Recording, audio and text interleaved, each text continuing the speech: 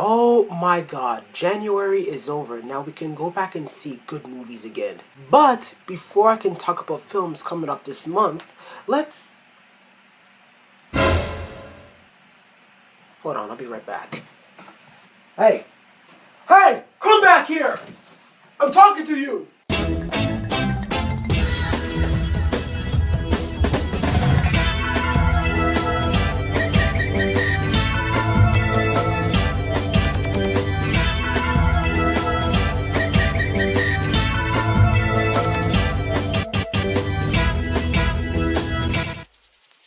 Project Almanac is a movie produced by Michael Bay, and it's also a found footage movie. But it's not a horror movie, so there's a relief. And at this point, you feel like everything is doomed. It's Michael Bay, and he has a movie released in January during Toilet Bowl month. I actually like this film. When I first saw the trailer, I was like, aw man, produced by Michael Bay, after what he did to Ouija and Transformers Age of Extinction, what is he going to do this time? But then I saw it and it wasn't that bad at all. It's a fun film, and your eyes are wide open to see what is going on. So the film is about these highly intelligent school teenagers who built this time machine to go back in time to have fun. Then they make themselves happy, and then things are going bad and they have to do something about it. Now I got to say that the time traveling parts were fun. Kind of reminds me of Back to the Future. But I believe Back to the Future is better than this film. However, that doesn't mean that this movie is a piece of shit. It's pretty fine. Really. The things that I really like about this movie is that you see the teens building this time machine.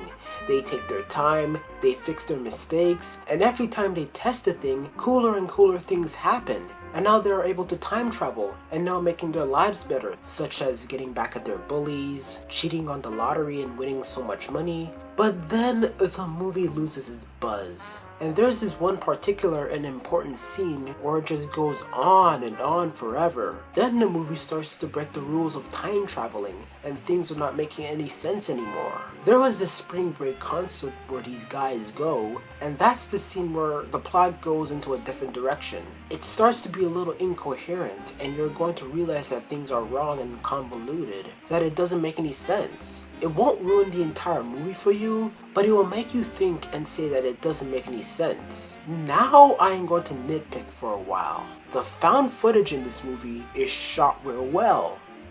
A little too well. Like it was shot from a Hollywood camera instead of a phone. The picture looks great, the aspect ratio is something that you will see in a common movie, and the sound just doesn't sound right. For example, let's say I am filming a conversation between two people meters away. I'm definitely not going to hear them, right? But in this movie, however, there was a scene where our characters do just that, and even though they were filming far away from the conversation, we can still hear the two subjects, as if they were wearing lavalier mics or under a microphone. It just breaks the rules of found footage, and it kind of bothered me for a while. The actors, they're alright. Some of the dialogue in this film were not said right, because some of the actors act and say things that people don't say in real life. But overall, this movie's okay. But then you wonder to yourself that if these kids are so smart of building this time machine and talking like adult scientists, then why the hell are they doing in high school? I mean, I felt like they should be in university already or some shit. But yeah, this movie is okay. It may get a little off track with the time traveling scenes, but you should bounce right back and you'll have fun with this film. I'm gonna give this film 6 cell phones from different time periods out of 10. Now, before I end this video, let me mention the best movie I have seen in January and the obvious worst I have seen in January. My best would be Selma. I mean, it's a really great film which did a lot of things right. The acting was fantastic. David Oyelowo played as Martin Luther King. my gosh, he was great. And it's a shame that this film is not getting much heads up during the Oscars, because this is a great film I was able to see in January. But here is the problem. This film came out in 2014, so this doesn't really count as a January film. So the best film, in my opinion, that really came out in January is The Wedding Ringer. This film is basically stupid funny. Even though there were some things in this movie that didn't work, I still smiled. It's not the best comedy, but it's worth watching. And now, for the absolute worst. And it is The Boy Next Door. This movie could have been something.